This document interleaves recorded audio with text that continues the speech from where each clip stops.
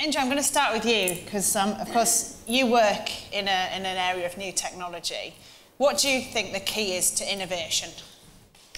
Innovation is really something that we should have right across the value chain, from the technology through the process through to how we even develop markets. Because when you're talking about a new disruptive technology, as we are in Plastic Logic, where we are a leader in the field which is variously known as plastic or organic or flexible electronics, this is something which is going to go to brand new markets in a disruptive way. And so you need to have your mind open to cover aspects from how you improve your technology, how you improve your processes, and how you improve your market development and business model. So for me, it's right across the whole chain. And Steve, for you, why do we need innovation? Well, I think if I pose the question to the audience of whether they think they'll be alive in 2025, most of you have got I just think you're pretty hopeful that you will be alive. Is this something you know we don't, by the way? And I think one of the things is that if there's an unmet medical need around the corner for you, that basically, and Neil talked about 7-year invention cycle. In the drugs industry, of course, we're looking at 10, 12 years and longer in terms of the length of time that it takes to develop a drug. And some of the things that are happening under the radar of Ebola at the moment are some really interesting collaborations where private companies are working together and using data and patient populations in a way that I think we've got to extrapolate to the whole of the way in which we develop biologic drugs. And that is, to build on what Mike said earlier, it's not just about manufacturing, it's about much greater use of the way in which we innovate across the way of that whole supply chain of that 10-year, 12-year period. Because frankly, we need an Ebola cure in February 2015, not in 2025. And if you've got an unmet medical need, you want the same urgency that people are putting into the discussion now about Ebola now for your disease. The UK has a great position where it can use what it has to innovate in. And I personally think that's one area that we can really drive innovation in and make a difference over this next 10, 15 years in our area. And Ian, how confident are you that innovation will provide the growth that we need? Well, I think I would like to answer the question in two ways. Firstly, I think we need to be very clear on the context. And innovation is essential and necessary, but not sufficient. And it needs to be connected and aligned.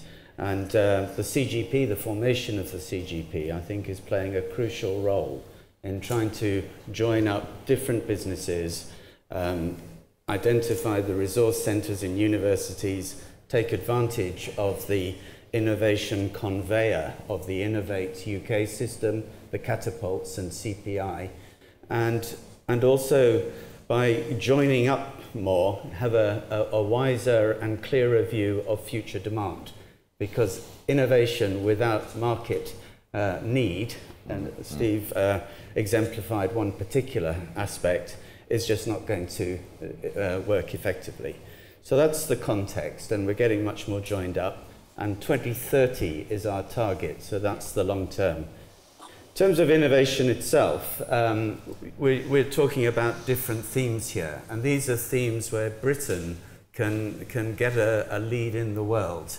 So Steve has talked about biologics, we've heard about plastic logic. Formulation is another area which I'm sure Carol will talk about.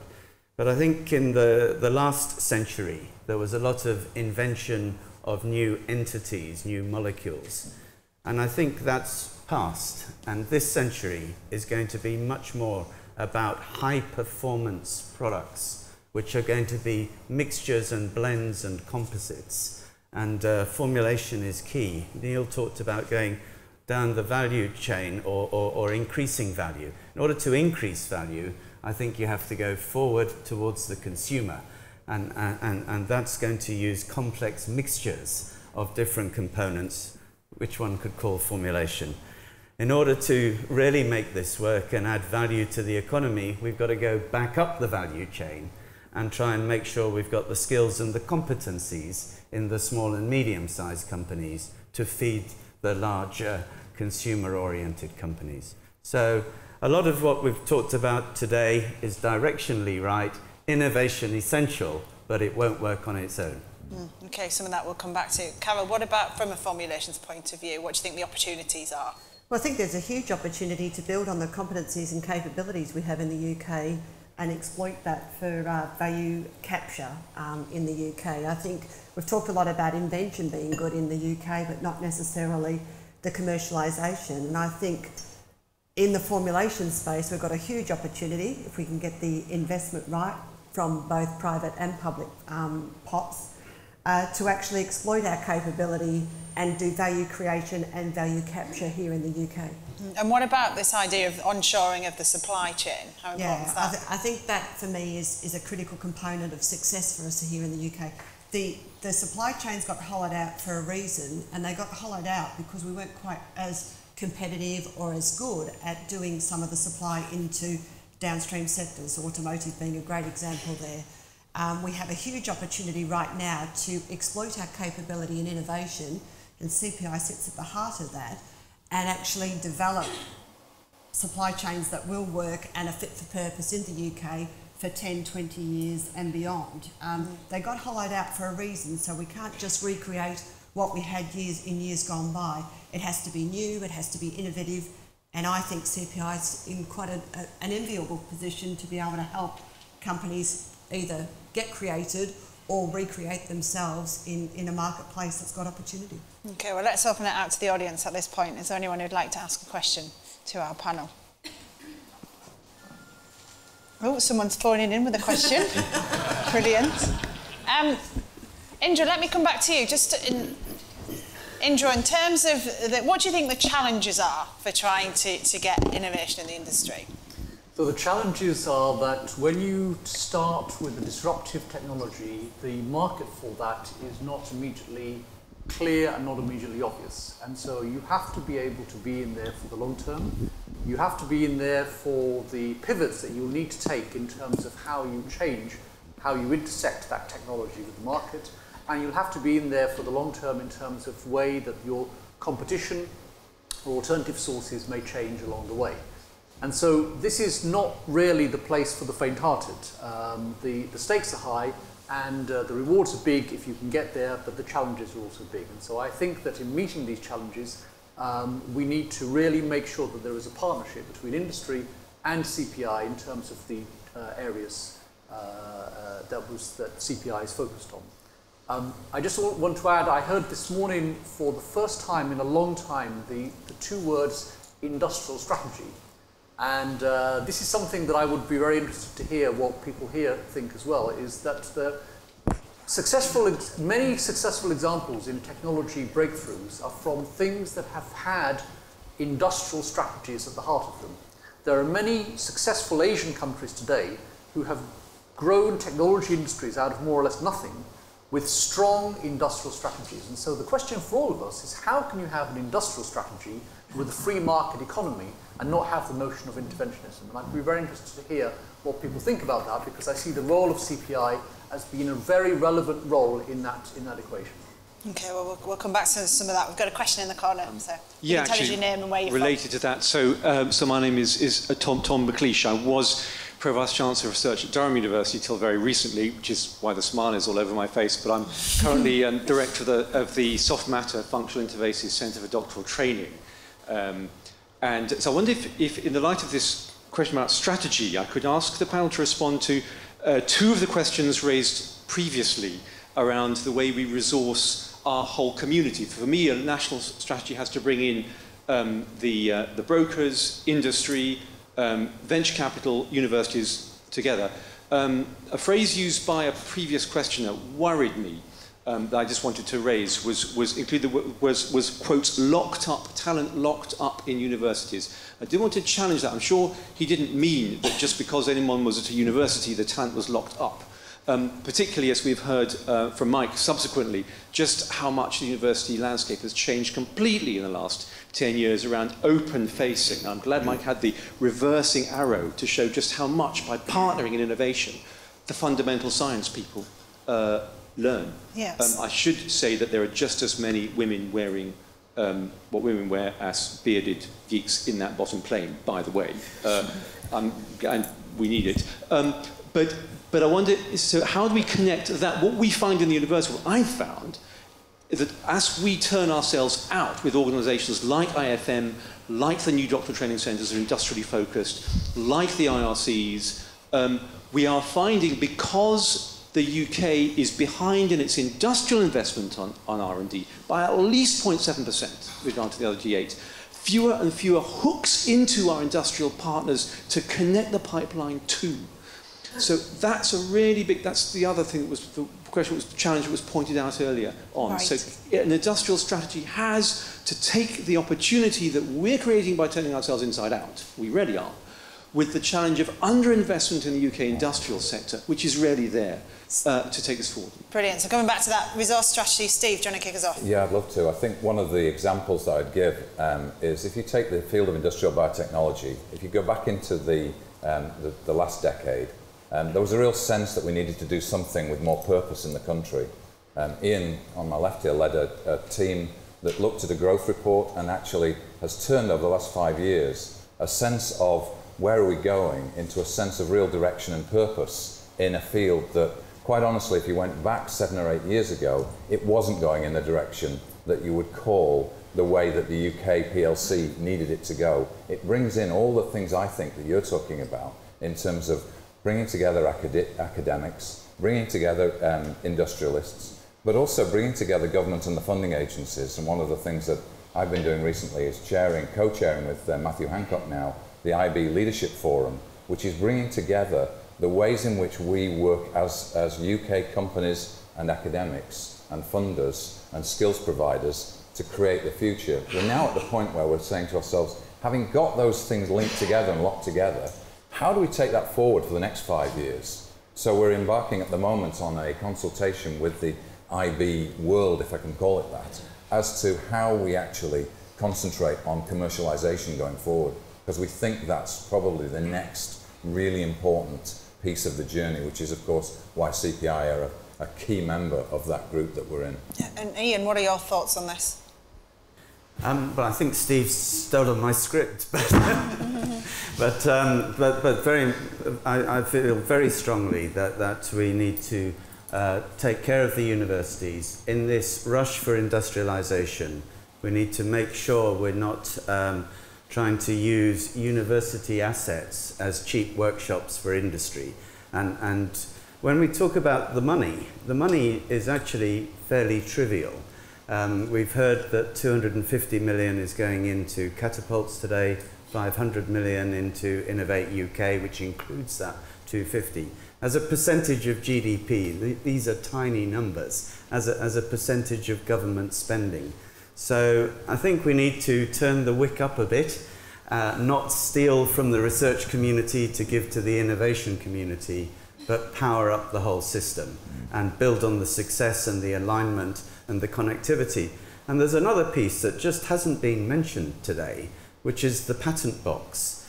This government, following on from the initiatives of the previous government, and there is continuity between different parties here, has injected a number of fiscal measures, EIS schemes, enterprise investment schemes, the patent box, etc.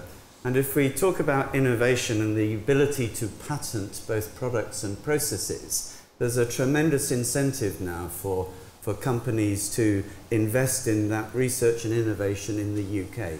And I just don't think we're exploiting it. And it's baffling to me that the current government can measure that this economy is beating all the other G8 economies and fail to draw out the key success factors and fail to connect the dots on how to spend a modest amount of money to get a huge economic impact. Carol, your thoughts on it? I think for me it's the ecosystem that Mike talked about earlier today, and it's actually making sure that all the parts complement each other.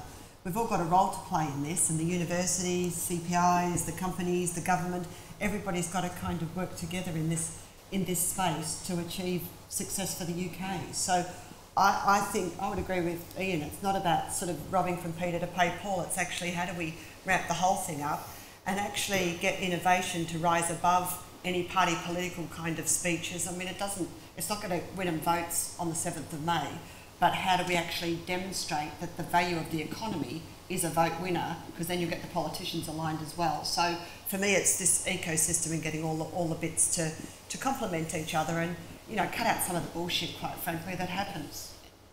I didn't say that out loud, did I? It's all right, you're fine. I don't think anyone is offended by that. You should leave the room. Should we have another question? Is there anyone who'd like to ask a question following on from... Yes, gentleman, just near the front. You want to pop your hand up again for us, sir? Thank you. Okay, David Brown, I run the professional body for chemical and process engineers. Just building on Ian's reference to the patent box, that I think is a stunning example of a policy measure which has achieved, and potentially will achieve more positive change, perhaps particularly for larger companies. Post next May, can I ask the panel what one single policy measure you would most like to see that will be equally helpful in the future? Yeah, Indro, what would you like to see? So the acknowledgement that there is a difference between the ability going to the point of talent, key talent that we may need to kickstart some industries and help some industries in the UK. There is a discrepancy between the immigration policies for students and the immigration policies for workers. And that means that we are in danger of losing some of the students that we've got from third countries who we can't make to be workers. And this is relevant in a number of key disruptive technology areas. And so I'd like to see a complete re-evaluation of our immigration policies as regards to key technology areas, in the same way that Silicon Valley did it for a number of aspects of fast tracking green cards and so forth. Steve, what would you like to see policy-wise? So a totally different direction. I thought the 2030 speech this morning was really interesting in terms of all of us have planning targets of where we're going. Of course, your financial targets, people want to hear about what's happening in the next quarter, but unless you have a plan that has 10 years duration, I find it very difficult to see how you can make the sort of planning we're trying to do. I would challenge the next government to see CPI as somewhere it wants to be proud of at its 20th anniversary of having played a major step forward in. We should be proud of it and not knock it. There seems to be a real worry for me that at its 10th anniversary, there are also people out there who are quite concerned that it's so successful. It's a real British trait we have, that when something really successful happens, we start to ask ourselves, well, is it okay that we have this success? And we really should be backing it. And I gave the example to a colleague of mine where I said, if I go to Tokyo, and I work for Fujifilm, so you might want, it's another story, but if I go to Tokyo and mention CPI, they haven't a clue what I'm talking about. If I go and talk about MIT, or use other three-letter acronyms like that, they've got you just don't get sacked for working with three-letter acronyms like MIT. I would love us to be in a situation where Britain has something in 10 years because of the policy of the next government that has CPI at the heart of its real success story industrially. So in terms of being proud of CPI then, how do you want that to manifest? How can they prove to you that the government's proud? Well, I think what we have to do is the investment is required to get in, to create solutions that are not just answering yesterday's problems, but are actually dragging companies with them as well, so that there are real answers to tomorrow's problems being created by the CPI team in all its various ways, in all its functions, and something that government continues to beat the drum saying, look at what we are helping create. And Ian, what would you like to see policy-wise from the next government? I think the direction of travel is right, and one of the British diseases, apart from attacking things that are successful, is to try and keep inventing new things. So I think consistency and visibility on the horizon and extending it. I mean, I'm on the governing board of Innovate UK. We've got no idea what money the organisation will have next year, and that's just no way to run a business. So I think we need that real government commitment to give longer term views and to put sustainable resources in place. And there's another thing we observe, which is that when you have a successful unit like CPI, where they've got a lot of industrial money, as we get into the inevitable cost reduction cycles, Treasury start to question why they need to put any more money in, because it's been a success.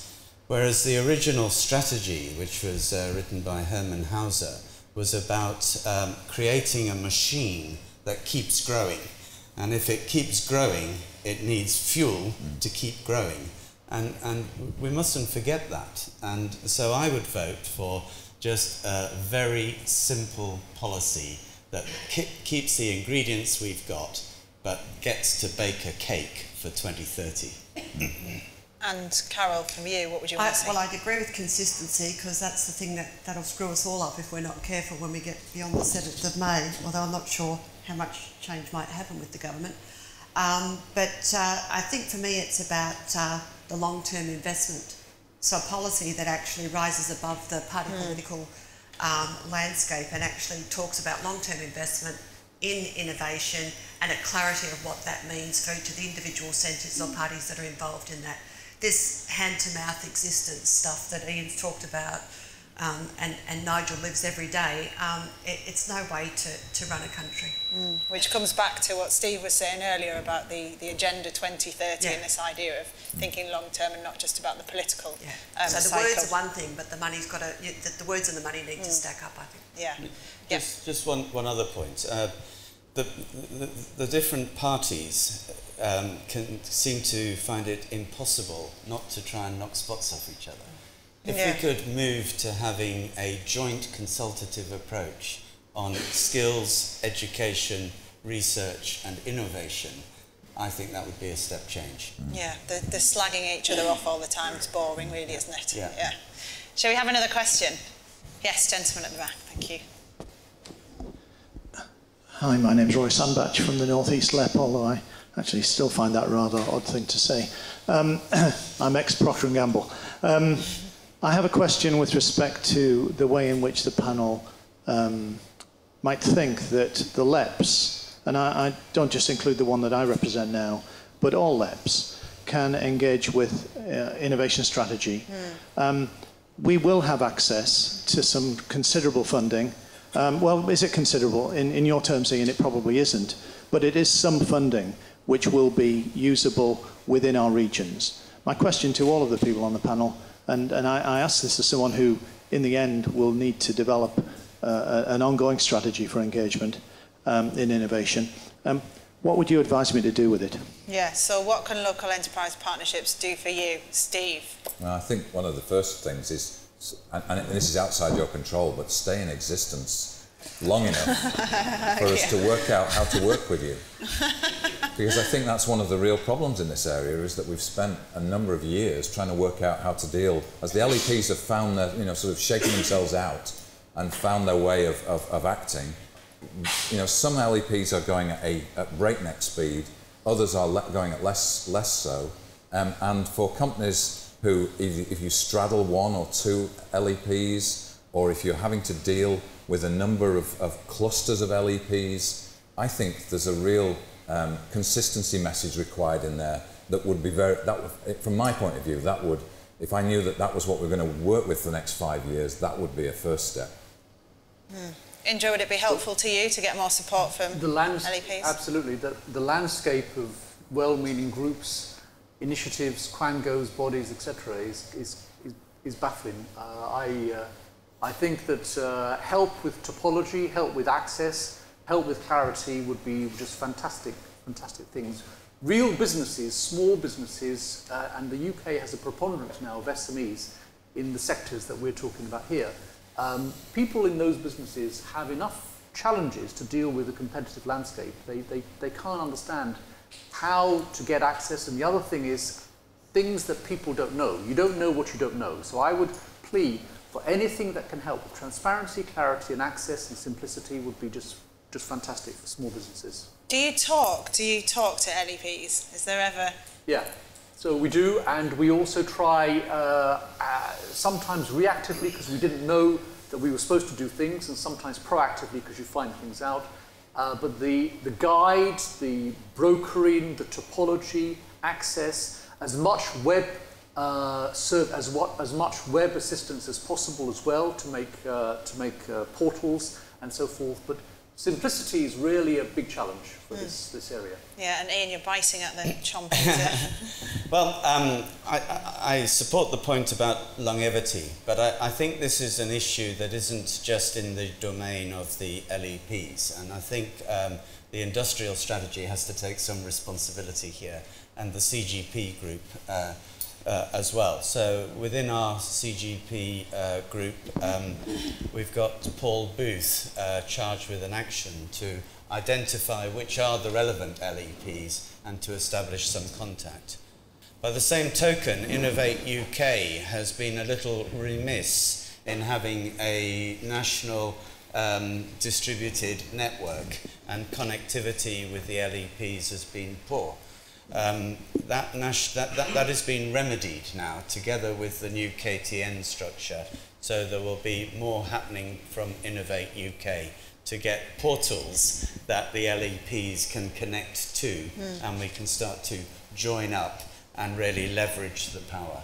Yeah, so work to do in several areas. Carol, why do you think it is a case of not having that connectivity? Well, I think that firstly, it's kind of knowing who exists. So simplicity is a good way of putting what we're not at the moment. So the complexity of companies trying to find who's out there and who's doing what to whom is sometimes a challenge. But I agree with Ian that the industrial strategy has to take some ownership of making sure these partnerships work and are in place. I also think it's really important that we, as a small country, don't create the same thing in many different parts, in individual labs. And we all want to be the world leader in biorefining or whatever it might be, because we're not big enough to actually have 27 biorefinery world-class centres. So it would be nice from my point of view if there was a joined-up approach and we worked out what your area that you're representing, what your competitive advantage is for the UK, and you offer that on behalf of the nation, as opposed to just my little bit. I mean, I come from a country, you may have picked an accent, I'm not really from Lancashire, I'm really from Australia, and it's vast and it's enormous. This country is not that big, and yet we carve it up into little bits and pretend that we're all unique and separate. It can't operate like that.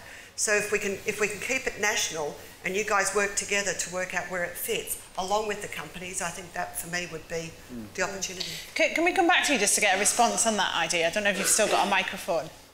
But just about this idea. I'd just like to say thanks to all of the panellists for that input. I'm fairly reassured, actually, that the strategy that we put together in the North East fits the bill. Okay. Excellent, thanks. And can you pass it along to the gentleman next to you who's going to ask a question? Thank you. Yeah, John Mabbott from Applied Graphene Materials. On behalf of, my experience has always been with SMEs, and on behalf of SMEs, I would observe that the time from innovation to commercialisation is much shorter than that which the panel sort of talked about. My metric would be typically 2 to 3 years, and my question is there one model to fit all in terms of supporting the different dynamics between different industries? Who wants to kick us off on this one? Go on, Indro. So there isn't one model to fit all, for sure, and that's, I think, one of the points where, I mean, we've all been very, and rightly so, friendly and praiseworthy to what CPI has done over the last 10 years. In order to go for the next 10 years, and so we get to where we need to get to in 10 years, I think this is one of the learning points going forward, because there isn't one model for every sector. There isn't even one model for every subsector within the sector. I think the options of niche work, fabless work, licensing, there's multiple ways, and I think the CPI going forward, together with industry, has got to be nimble and agile enough to understand this. And going forward, I think we're going to be more and more challenged on different approaches and different needs to pivot because of the needs which come from disruptive technologies trying to get to market. So I very much recognise the way that you asked that question. I'm imagining you're all going to say that one size doesn't fit all, but is there anything you want to add to that?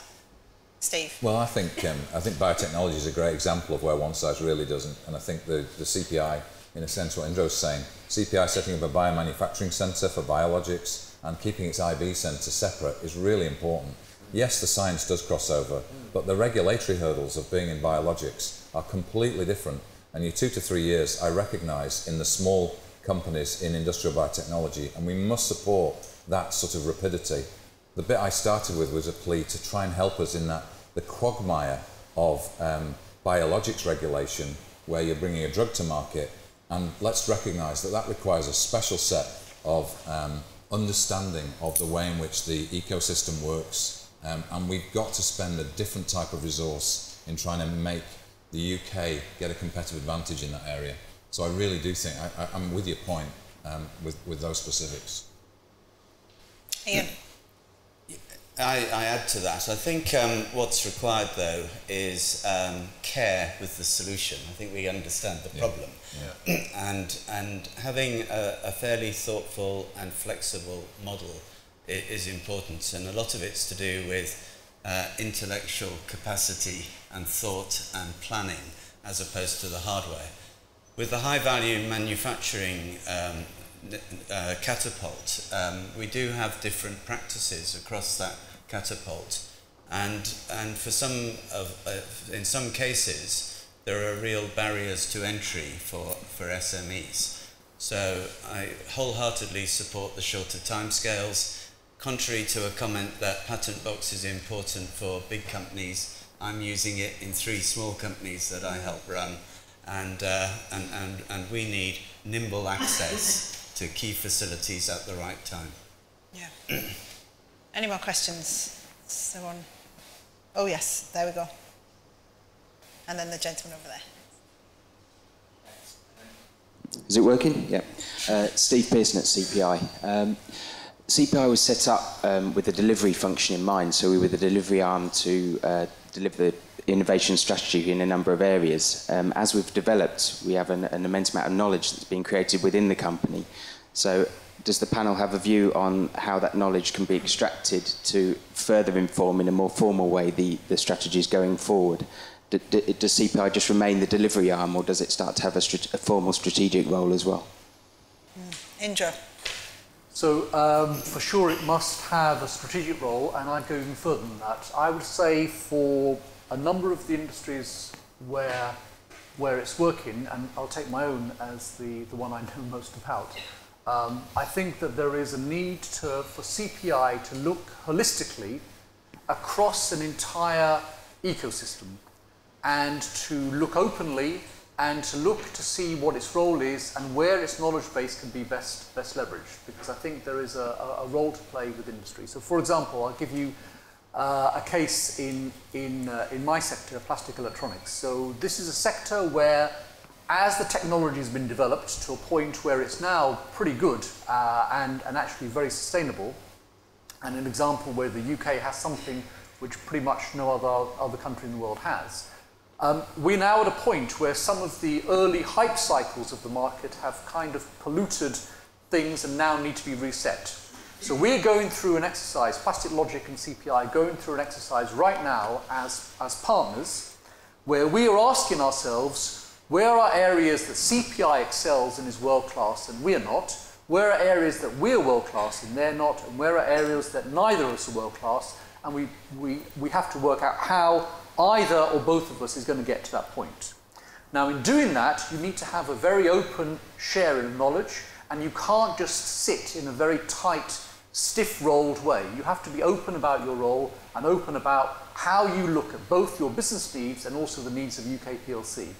And I think this is going to be the way going forward, to look at how an ecosystem should work and to share roles with industry and to use the knowledge base that's been derived so far for best effect.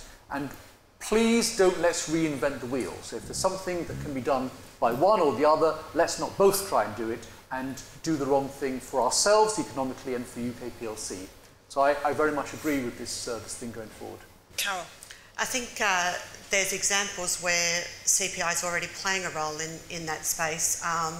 The joint innovation strategy that was pulled together with the KTN and CPI actually was the foundation for the innovation theme in the Chemistry Growth Partnership strategy. So there's an example where the knowledge and understandings from CPI were used directly to populate that growth partnership strategy. So I think we need to continue to do more of that as we go forward. But you know, it's critical to be both strategic in its approach, but not lose its focus on delivery. And we'll take a final question from the gentleman who had his hand up earlier. Thanks. Hi, Stuart Davies, Chief Executive of Orgean PLC and a colleague of Ian's on Innovate UK board. I'd like to draw out the panel's views on the gap between commercialisation and high growth, a gap that can exist. The analogy I draw is the valley of death. One side, if the innovator reaches what I call the lemonade stand of licensing, of technology licensing, and doesn't struggle up the boulder-strewn slope of investment, because what we're really after here is UK investment and UK jobs. So what does the panel think CPI or other interventions should be doing to target and back innovations that can get up that slope and create investment and jobs? That's probably a good closing question for each of you then as well. Steve, do you want to start us off? Well, I think the line of sight to commercialisation is something that every business group are asked to work out. How are you going to get, if this is successful, what are you going to do? I'm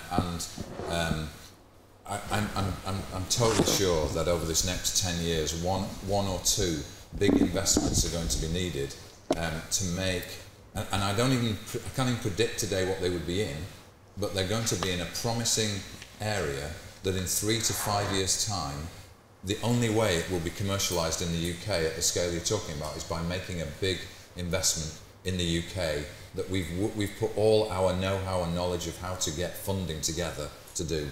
And I just think that's part of the way in which you grow older than 10 years as you go to 20 years in this field, is you have to do things like that. Indro. I think you've got to be flexible with business models. I think you can't assume that it's going to be a homogeneous business model all the way through. Some things may be exploited in the UK for manufacturing, some things may not. Let's pick our battles, let's be smart about that. Let's not be frightened of changing if it's obvious that it's the wrong thing to be doing.